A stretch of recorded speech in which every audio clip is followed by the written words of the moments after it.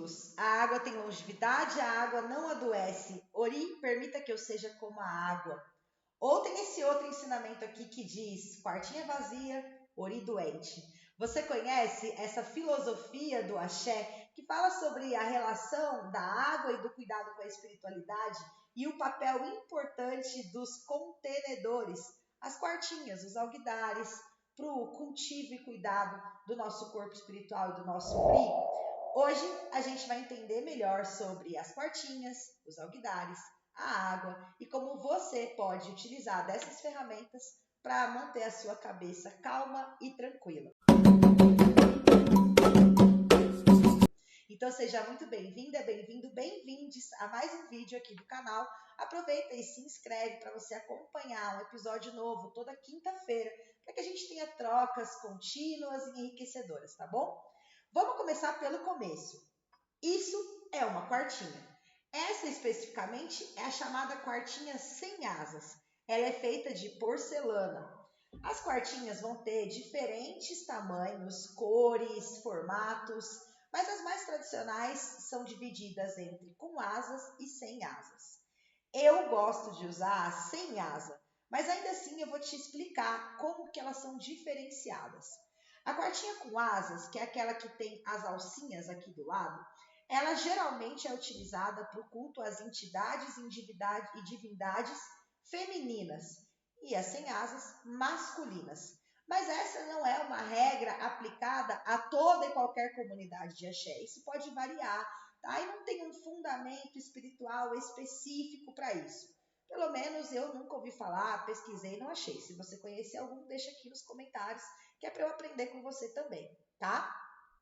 Eu não tenho quartinhas com asas nem para te mostrar.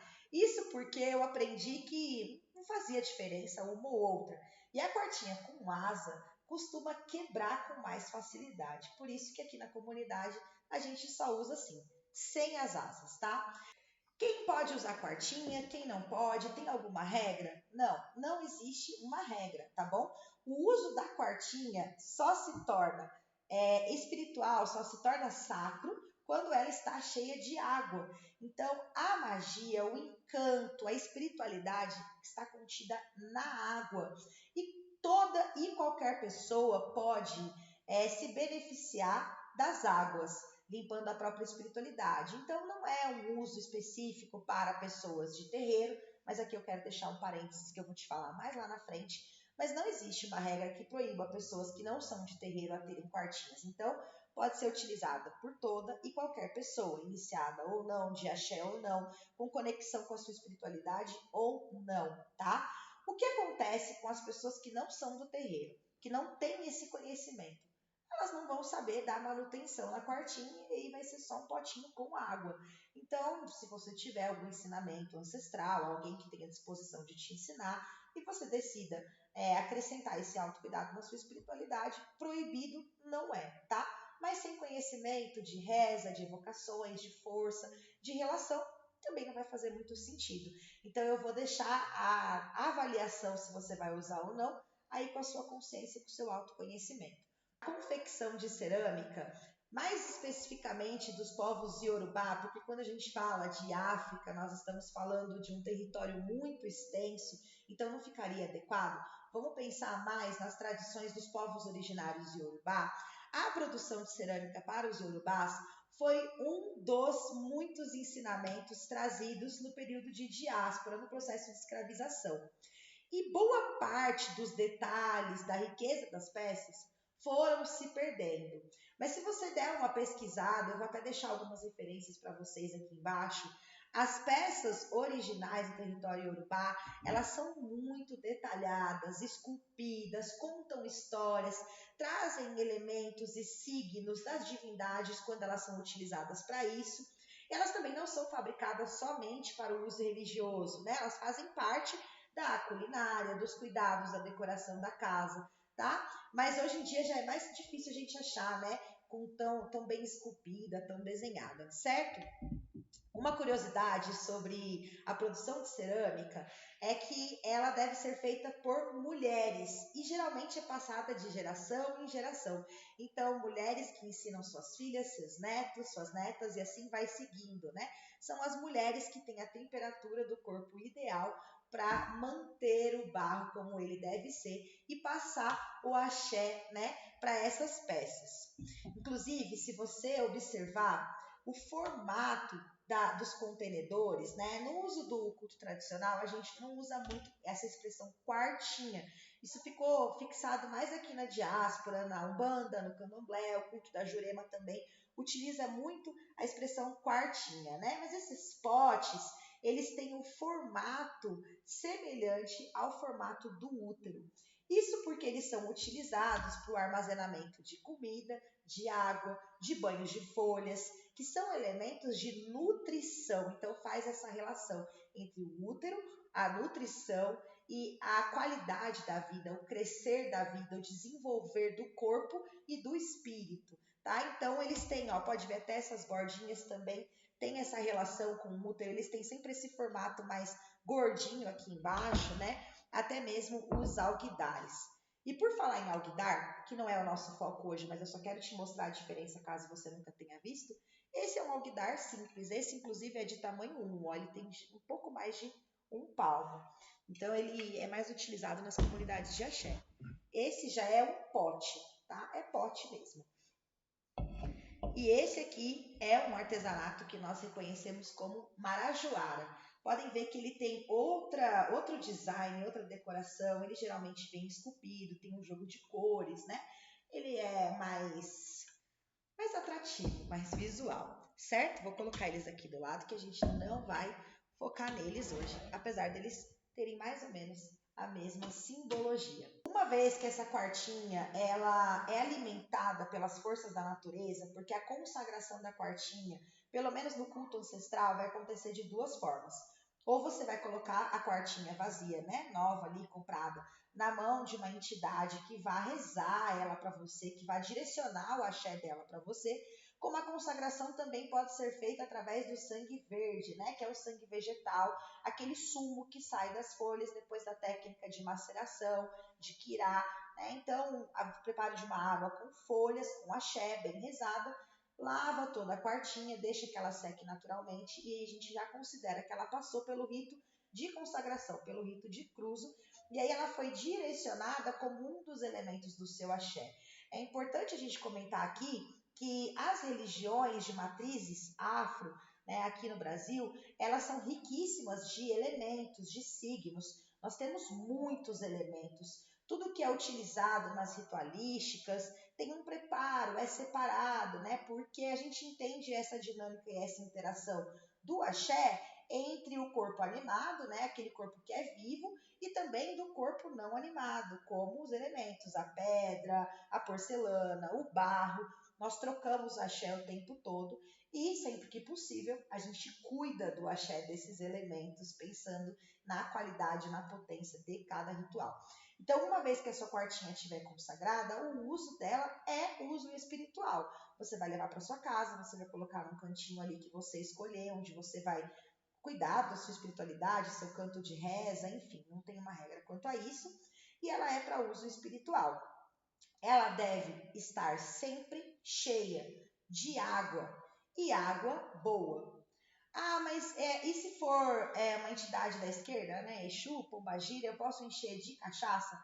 Olha, a menos que você tenha essa recomendação, não tem necessidade. Por quê? Exu e Pombogira, né? Gostam de cachaça? Gostam, mas isso não significa que eles também não façam magia com a água. Isso não significa que a água tenha menos importância no axé deles, tá? Então, a água é o elemento magístico mais poderoso que nós temos na natureza. Ela vai de remédio a veneno. E ela é importante no culto a qualquer espiritualidade. Seja entidade, seja orixá, seja a sua própria crença, sua cabeça, seus cuidados. Então a água ela vai exercer um papel que somente ela exerce, tá? Quase como a mesma relação que a gente faz com o sangue vermelho, né? Com o ejé, a menga, não sei de qual tradição você é, mas o sangue animal ele exerce uma função que só pode ser exercida por ele, não pode ser substituída. A água é a mesma coisa, ela não pode ser substituída. Então, o fato de serem divindades da esquerda não significa que não possam estar com água, certo? Então, se você não tiver uma recomendação expressa para que seja cachaça, coloque água, mesmo na da esquerda. Combinado? A água, quando ela entra em contato com o barro, ela tem uma simbologia filosófica e uma evocação espiritual que é fundamental para o equilíbrio humano. Vamos entender melhor essa relação. A água só existe a partir da terra, e isso não é uma invenção minha. Isso contém dentro do corpo literário de Fá, dentro da filosofia ancestral. A água só existe porque a terra é seu firmamento. E a terra também só se mantém por ter o cuidado da água. E a partir dessa união das duas, tudo que nós conhecemos, que nasce, cresce e morre, tem dependência desses dois elementos. Então, a terra como firmamento onde as raízes crescem, se consolidam, onde nós conseguimos, andar, crescer, nos alimentar. Então, a terra é um elemento associado a tudo que existe no Aie, tudo que existe no mundo. E aqui, nesse exemplo, representada pelo barro. Enquanto a água é essencial para a manutenção da vida. Não existe absolutamente nada no mundo que viva sem água, né? Até um verme, para se desenvolver, ele precisa de água. Então, a água é a representação da vida, o barro é a representação do firmamento, e quando nós unificamos esses dois elementos a partir da reza, da fé, da espiritualidade, nós evocamos este conceito, né, de vida e firmamento. Logo, uma quartinha vazia é um ori doente, uma cabeça doente. Sem água para hidratar a sua espiritualidade, você começa a adoecer e perder a sua capacidade de desenvolver a sua espiritualidade, tá? Por isso que esse elemento, esse conjunto é mais importante do que você comprar uma imagem linda e maravilhosa dos seus guias, você ter ali um assentamento com 1001 elementos. Você consegue cuidar da sua espiritualidade de maneira muitíssimo eficaz, tendo uma quartinha e uma água, tá? Outro preparo que nós temos aqui, e isso é importante, é como eu dou manutenção nessa água, né? Eu jogo essa água na pia, eu jogo essa água fora, eu jogo essa água na terra. Primeiro, a água, quando ela entra em contato com a quartinha, né? Quando ela fica guardada lá dentro, durante no mínimo 3 dias, essa água vai ficar ali, a gente aprende que ela passa por um processo magístico, onde ela pode ser identificada como Omi-Eró, a água que acalma, a água que tranquiliza, porque ela ficou 3 dias sem nenhum tipo de movimentação e protegida dentro dela mesma. Olha que interessante isso, né? Suas propriedades guardadas dentro dela mesma, sem nenhuma influência externa. Então, ela aflora, fica potente essa habilidade dela em se acalmar sendo ela mesma. Isso porque o estado natural do espírito do homem, né, do espírito da pessoa, é calmo e tranquilo. Sabia que todos nós temos um espírito formado calmo e tranquilo? E aqui eu estou falando do espírito, do nosso Eledá. É claro que o Ori vai ter toda a sua personalidade, suas particularidades, influência do DNA espiritual e várias outras questões. Tá? Mas no estado natural, a gente é calmo e tranquilo. Quando nós utilizamos o Omi-Eró para alimentar o nosso Ori, para cuidar do nosso corpo, nós estamos provocando um estado natural do nosso espírito de calma e tranquilidade. Então, você despejar a água da sua quartinha depois do 3º dia na pia é um baita desperdício. Você pode utilizar ela para fazer um banho só com ela mesmo, sem precisar colocar mais nada. Você pode fazer um banho com outros elementos, como folhas, né, que são destinadas à calma e à tranquilidade da cabeça, como água, outro tipo de água de coco, enfim. Preparar um banho e utilizar um pouco do seu Omi-Eró para trazer essa potência de calma e tranquilidade. Como você pode também despachar a água da quartinha na rua, na calçada, principalmente se você tiver quartinha de Exu, tá? A quartinha de Exu, mas pode ser qualquer quartinha. Despache sempre a água na rua, na calçada, de preferência na beira ali do seu portão para a rua, para poder esfriar os pés, esfriar os inimigos, esfriar as divindades da rua, né? Para que os seus caminhos sejam frios e tranquilos. Quando nós falamos de frieza, dentro da filosofia iorubá, seja uma frieza emocional, né? A gente não está falando de uma pessoa fria, ou frígida, ou antipática, né? Não. Nós precisamos ter frieza nas nossas emoções, porque a alta temperatura, né, o corpo quente, a cabeça quente, gera impulsividade, que sempre vão gerar escolhas à deriva.